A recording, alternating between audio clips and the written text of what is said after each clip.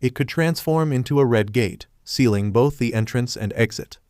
The only way to escape a red gate was to either defeat the boss or wait until a dungeon break occurred, at which point everyone who had entered the gate would have been killed or died from the environmental hazards that lay beyond. Such tragedies had happened before, and the Mao themselves had agreed that the risks associated with red gates necessitated regulations. Despite the dangers they posed, the benefits sometimes outweighed the risks within each gate, especially those of the higher ranks. The minerals found inside were incredibly valuable, as the scientists and researchers of the Devil faction had discovered multiple ways to make good uses of them, such as alternative energy sources, over the past 17 years. Materials that could be harvested from the magical beasts of the highest rank gates could be used to forge powerful equipment and weapons with special properties, becoming the alternate sources of materials for blacksmiths and alchemists nowadays. And perhaps the rarest and most valuable drops from these gates were the rune stones, magical items that granted unique abilities linked to the magical beasts from which they were obtained. Each of these stones, regardless of how useful the ability might be, was worth a fortune, far beyond what most people could afford. Because of these benefits, raiding had also become a profession. While existing factions formed their own raiding divisions to handle gates and related matters, numerous independent organizations had also sprung up worldwide.